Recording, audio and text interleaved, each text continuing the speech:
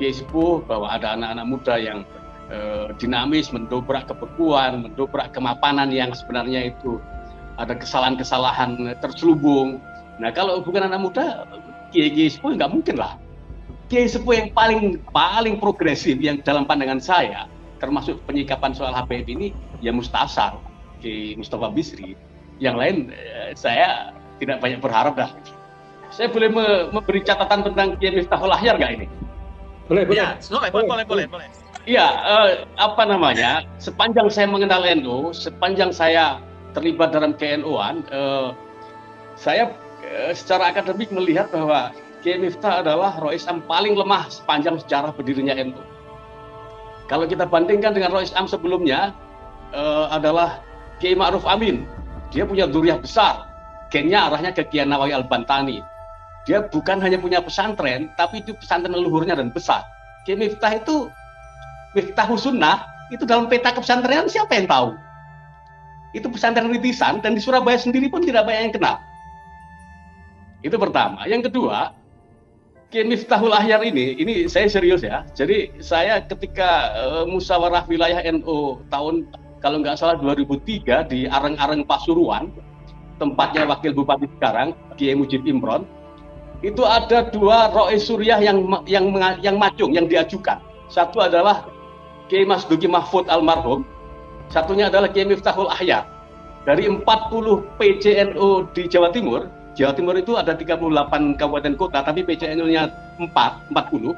Karena itu Bangil itu punya jadi cabang sendiri, Kencong Jember juga punya jadi cabang sendiri. Jadi 40 cabang. Dari 40 cabang ini, itu 39 memilih Kiai Mas Duki Mahfud, satu orang itu memilih Kiai Miftahul Ahyar, yang dipidatokan oleh Kiai Hasim itu dipilih oleh dirinya sendiri. Ini nanti kalau saya salah bisa dicek langsung ke beliau.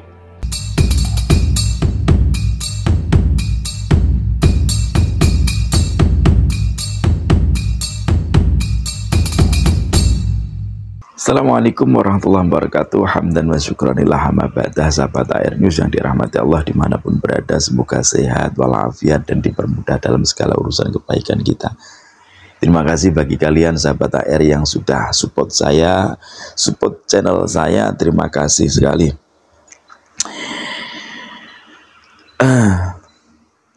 Masih ingat dengan video yang saya putar di depan tadi? Itu adalah video dari Kang Soleh Basari. Itu adalah video tentang penjelasan beliau yang lebih tahu daripada saya soal Mbah Yai Miftahul Ahyar. Bahkan ada sumber yang mengatakan bahwa salah satu dari menantu Kiai Miftahul Ahyar ternyata Habib itu loh. Cuma ini belum saya telusuri benar tidaknya. Jadi bagi sahabat yang mungkin ada dari sahabat AR ini yang lebih tahu tentang menantu Kiai Miftahul Ahyar, apakah benar seorang Habib ya? Karena kemarin saya itu waktu scroll tuh ada yang mengatakan demikian. Jadi kalau emang benar ada dari salah satu menantu Kiai Miftahul Ahyar itu adalah seorang Habib ya, akhirnya kembali lagi kepada video saya yang kemarin. Oh yo pantes kan gitu. Oh yo pantes. Begitu kekehnya gitulah. Nah memang Mbah Yai Miftahul Ahyar ini dari pernikahan putrinya ya waktu itu ya, Surabaya kalau nggak salah tahun 2021 apa tahun 2023 kemarin. Itu yang menjadi khotib di dalam khutbah pernikahan, akad nikahnya itu adalah juga Habib itu. Jadi beliau memang mempercayai kalau Habib itu adalah keturunan Rasulullah.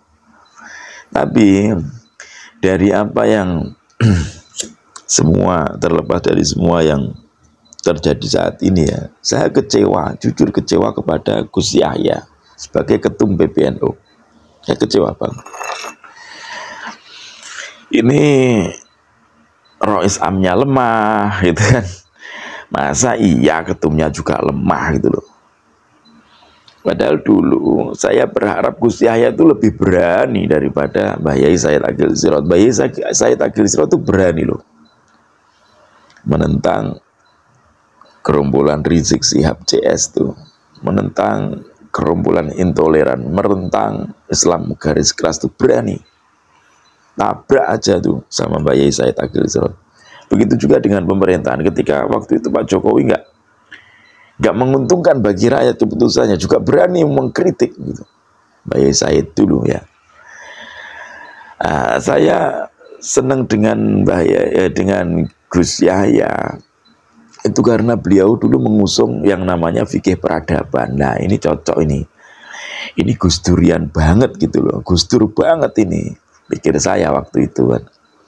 Lebih menjaga pluralitas, kemudian lebih mengedepankan kearifan lokal, mengedepankan kepentingan umat, yaitu umat Nahdliyin. Yang umat Nahdliyin itu ya warga Nahdliyin yang rata-rata adalah orang biasa, dan di kalangan bawah itu akar rumput itu ya orang-orang kita pribumi Nahdliyin itu, yang mereka dengan tulus emang nggak ada intrik politik, nggak ada kepentingan apapun. Mereka ketika ada acara Nahdlatul Ulama ya wes totalitas itu keluar semua itu, berani.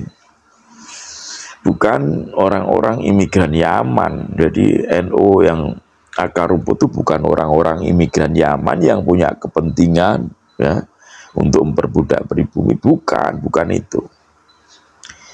Orang-orang imigran Yaman yang datang hanya di panggung, ketika dalam acaranya di panggung, sedangkan di bawah siapa? Pribumi semua. Orang-orang Yaman yang nggak bisa ngaji, nggak bisa apa, semuanya di panggung. Kiai-kiai kampung, kiai-kiai langgar, kiai-kiai musola, guru TPQ, guru TPA yang bisa ngaji, yang mengajarkan ngaji dengan tulus ikhlas malah di bawah. Sorry, maaf ini kalau saya terlalu lancang yo maaf.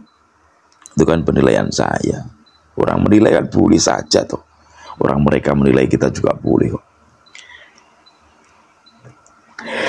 Jadi begitu melihat yang terjadi setelah pemecatan Kiai Imaduddin Usman Al-Bantani, pemecatan Mbah Yai Marzuki Mustamar, kemudian ada seseorang yang justru diangkat di samping beliau ketua PBNU, itu serasa kayak miris yo kayak gini. Terlebih lagi saya melihat di NU online tuh ya,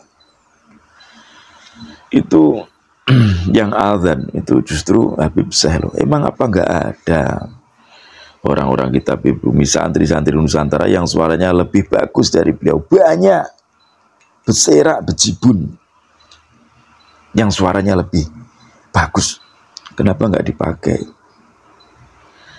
Apakah kiai-kiai sepuh yang di sana itu nggak mikir bahwasanya NU itu pasti harus menurun generasi ke generasi, itu ada penerusnya gitu loh.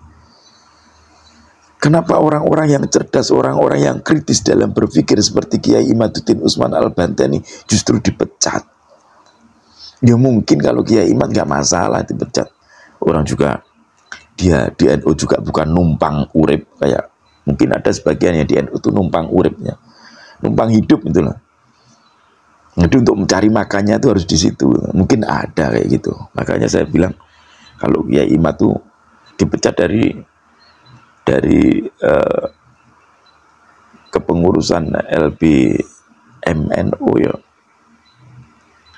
atau dari keanggotaan LBMNU ya nggak masalah bagi beliau, it's okay. Toh di sana beliau juga bukan seorang yang numpang urip, jadi bukan NU kaleng-kaleng. Nah, pecah ya monggo silahkan. Kan untuk berkiprah di NU, untuk berkhidmat di NU itu nggak harus di dalam struktural NU toh, itulah. Dan justru saya rasa orang-orang yang tidak ada di struktural NU itu kalau berkhidmah ya berkhidmah beneran, tulus, ikhlas dari hati. Balik lagi kepada PBNU. PBNU yang dulu saya harapkan bisa membawa Islam ini ke kancah yang lebih luas, menjadikan NU ini adalah salah satu organisasi yang sangat-sangat bermartabat itu ya. Ternyata semua itu luntur, nggak sesuai dengan ekspektasi saya. Bukan saya aja yang banyak, kalau dilihat dari itu banyak yang kecewa, itu banyak, termasuk dari sahabat AR News itu banyak dari komentarnya yang kecewa, itu banyak yang kecewa dengan PBNU, kecewa dengan Bayi Miftahul Akhyar sebagai Roisam. Dan orang-orang seperti Kiai Fathur Razi yang ada di PBNU itu juga apa ya, saya rasa mentalnya ya begitulah. Kemarin kan kalau sampean melihat video saya yang sebelumnya itu ada 3 golongan atau 3 kelompok muhibin. Ya kalian bisa melihatlah orang-orang yang sekarang ada di PBNU itu yang orang pribumi, orang Nusantara yang bercokol di PBNU dan mengambil keputusan yang menguntungkan oleh pihak Pak Alawi, itu beliau termasuk muhibin yang kelompok apa. Kalian bisa lihatlah di situ di video saya yang kemarin. Jadi ya begitulah kira-kira. Jadi jangan berharap banyak semacam Gus Yakut yang dulu getol sekali memusuhi radikalisme dan lain sebagainya, yang intoleran dimusuhi dulu tuh, ibaratnya pokoknya mampu mengkanter mereka lah, berani untuk berhadapan dengan mereka. Tapi setelah menjadi menteri agama ternyata lemah juga gitu.